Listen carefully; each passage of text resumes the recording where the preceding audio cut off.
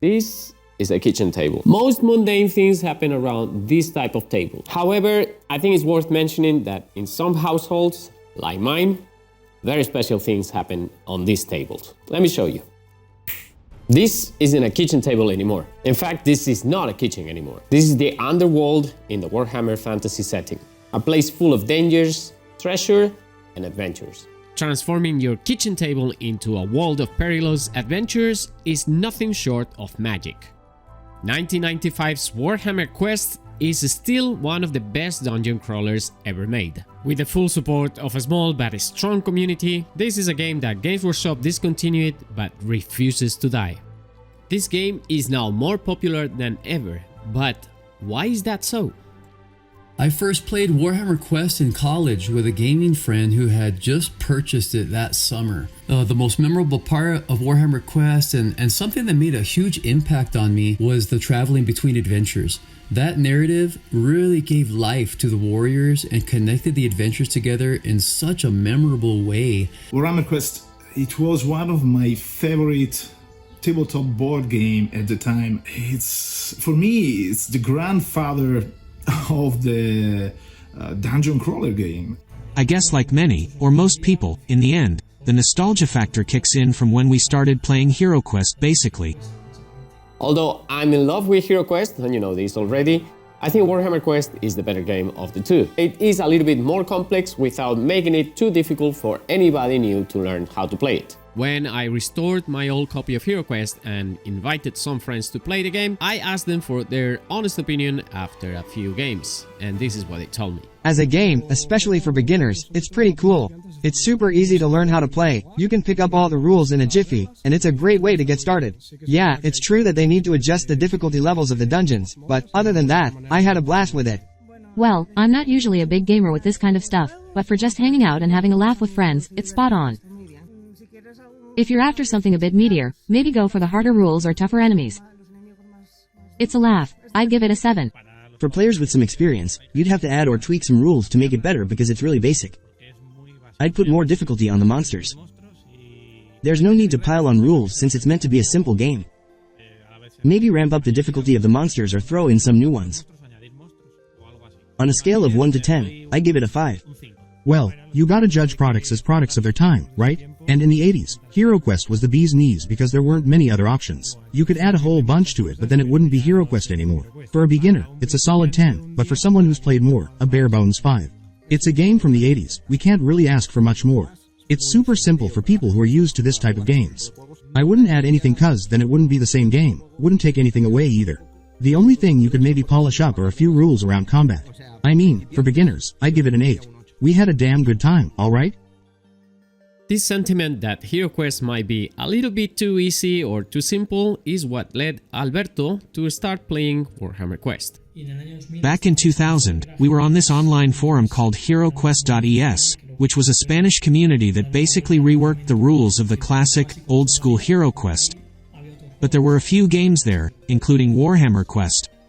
So it was around 2004, 2005 when I first started getting to know this game.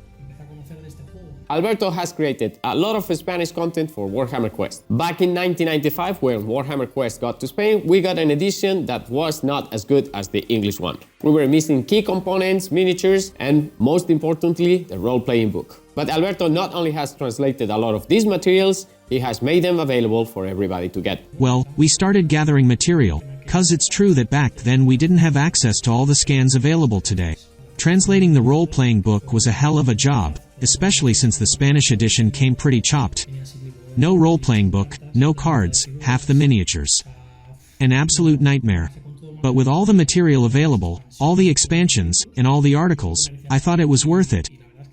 And I'm still amazed that the game is still super popular today. I fully agree with him. It is quite noticeable that something that is so old as this game still is so popular. But the main issue, if we adhere only to the official expansions, is that these are very limited in scope. So, what to do? As a lover of this game and having played it so much and exhausting all of the possibilities, I wanted more material for it. Of course, it was out of print, and like most people, I came across fan-made material. But unfortunately, the fan-made material, it wasn't as good as the official material. The material from Deathblow magazine, Citadel Journal and White Dwarf magazines, they were either unfinished or poor quality, and you had to cut it out yourself. There is a lot of fan-made stuff for Warhammer Quest out there, but finding things that look official and they have the vibe of the 90s Warhammer, that's a feat of mastery in gaming craft. When it comes to creating new content, adventures and other stuff for the game, there is nobody else that compares to somebody called Little Monk. These people that originally did the Warhammer Quest, they were professionals. They were the experts. And other fan-made material I found was more like someone just using AD&D material, calling it Warhammer Quest expansion stuff. And I like the Warhammer fantasy world. I think it's a beautiful creation, and I have felt that everything that I do should come from it, and everything that I wanted to expand upon, even from others, I wanted to come from it. And so I just started making my own material, and it was pretty bad at first, but I slowly started making all of it look more and more like the official material. I wanted it to work seamlessly with the original material and not look like some bad homebrew thing that I just slapped together. Little Monk has created a plethora of different elements that you can include in your Warhammer Quest. Well, in addition to new adventures, new traditional villains, and new events and new board sections, there's also new monsters that I've introduced, such as the Scorpion Dragon, the Mutant Ogre, Spirit Host, Phantom Hounds, and Chaos Thugs, just to name a few. Now, if you're talking about my new Traveling Hazards expansion and Settlement Events expansion, then those give more variety when traveling to settlements, as well as what happens at those settlements. It's worth noting that he has a website, a Facebook page, and you can find all the materials over there. Moreover, sometimes he does limited runs of professional printed things that he has created. You can get your hands on treasure cards, extra books, or even dungeon types. If the base game was not enough for you, you can always explore more through Little Monk.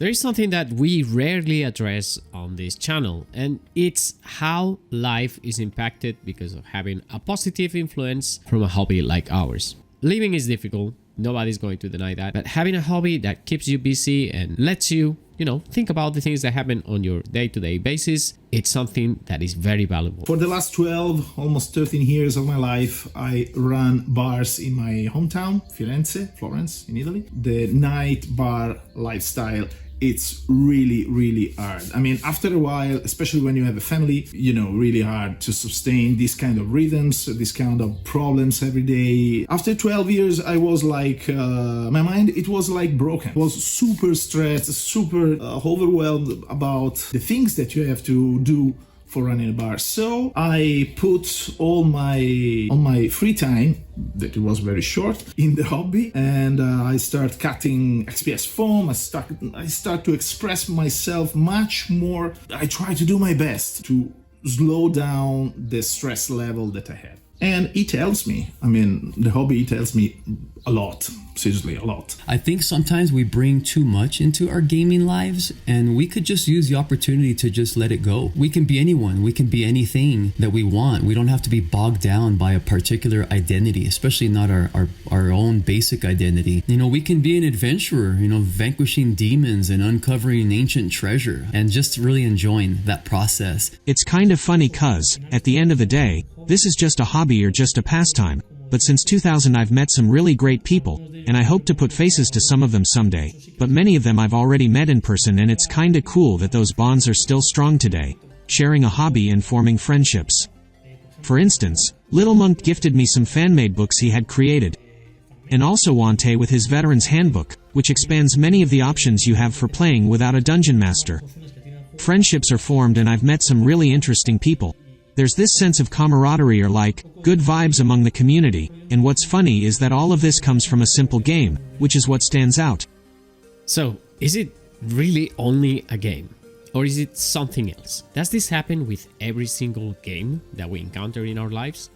Is it something to do with the scope of the game, where everybody has to collaborate to get to the last room, defeat the monsters, and get the treasure? Maybe that's the magic in it. You can do this in many other systems like Dungeons and Dragons, but the beauty of Warhammer Quest is that it's not as complicated and it has, well, certain perks that role-playing games that use only pen and paper do not have. The greatest thing about Warhammer Quest is that it becomes a great bridge for people who want to try role-playing games but they don't want to learn too many rules. The visual appeal of the game is easy for anybody to understand, and it gets you hooked immediately when you see painted miniatures and scenery in front of you. This cannot be said about all role-playing games out there. I mean, not everybody has that kind of imagination, but when it comes to seeing miniatures and rolling dice about the adventures that we're developing in front of them in real time, everything changed. This is why I think that Warhammer Quest is still so popular. It still has enough crunchiness to become something complex and worth exploring, but it doesn't delve into the metaphysical realm of role-playing games, which is not something that everybody really enjoys. A game is a good game when the rules are not getting in the way of the fun. People are not discussing about something is broken or some rules don't make sense or something is not the way it should be. Instead, they are telling you the tales about the adventures and the things that happen to the characters in the game. You open the cover and you feel the smell of the plastic, of the very new printed books. You start to pick up miniatures and tokens and cards. At least I realize in that exactly moment something it was changed in my life. Finally, I found something where I can express myself, and it was absolutely more than a simple game. It was something like a step in thousands of different fantasy imaginary worlds in a single step. I also remember leveling up and being very fortunate in my roles. My Chaos Warrior became a force to be reckoned with. Besides my awesome Chaos Warrior, another thing that I remember that summer was that we exhausted every settlement event and every traveling hazard in the Die 66 tables. So within 3 months, the tables were familiar and it was just a matter of what we were going to roll. We already knew the results. So that is where I began to put my focus once I began my own creative contributions to the game. I felt that was a really great place to start. And another game I really liked was one where we played in a sort of city with settlement rules, and it caught my attention because in that game a lifelong friend of mine came along. Someone who isn't really part of this scene, you know, the geeky world. And after nearly 4 hours of play she wanted to keep going because she was having a damn good time. It's rewarding that after all the work that goes into painting everything, with interesting rules and a good-looking game, that they also enjoy it. It's appreciated. I'm pretty sure that I know what you're thinking right now. You want a piece of the action.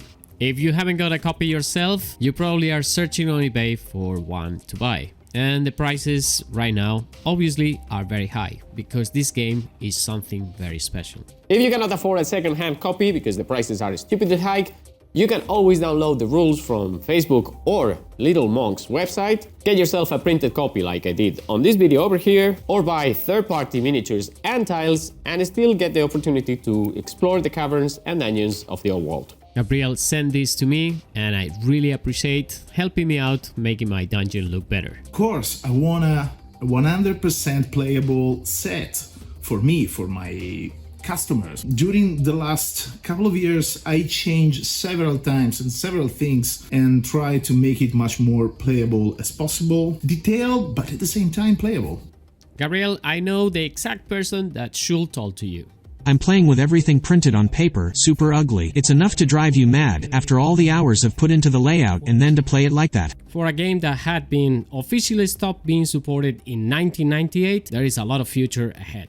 I start to think that magic dice manufacturing could be something a little bit more than a simple hobby. So this is the reason why I took the decision to create my own dungeon system. The reason why I started to create these dungeon set is because finally I found a way to express myself and to do something that I really want for my games. I probably will change a few things in the next months, add more tiles, more atmospheres, more ambience to my collection, and for sure I want to add more details and more interesting things. All these tiles that you see in front right here are made by him. They are quite affordable and they make your dungeons look even better than if you were using the cardboard dungeon tiles from the original game. And for those of you who want Spanish content, well, go no further than Alberto. For instance, the treasure cards that Little Monk published, I've translated all of them into Spanish, with an addition which is what Wante created, the inventory for Warhammer Quest. I'm also translating the event cards that Little Monk made for all the unofficial expansions, and I've created new dungeon cards. I'm creating bestiary cards so you don't have to constantly refer to the role book tables, and what's most striking is that I'm now making settlement cards, city cards, places you can visit, etc. Because I saw in the English group that they released tarot-sized cards, so what I'm doing is sort of improving on that to my taste. Showing on the front what the building is and on the back the rules it has. So you don't have to constantly consult the adventurer's manual or the role-playing book, which makes the game faster. Warhammer Quest refuses to die. Thanks to these dedicated individuals and the community, the game is still thriving, and I think you should give it a try as well. And remember, my name is Miguel, this has been Rush to Wash, and I'll catch you guys in the next one. Un beso. Adiós. Espera que si me entra la risa la podemos. Ay. Luego lo editas, ¿no? Para quitarlo. Sí, lo edito todo. Vamos. Tomas falsas, parte 1. Al emperador le han robado 3 cofres de tesoro. Ofrece una recompensa de monedas de oro al que le devuelva un cofre y todo el oro. Se sabe que los ladrones es una banda de orcos que habitan en las montañas negras. El líder es Gultar. ¿Quién? El guerrero del caos. ¡Gultar!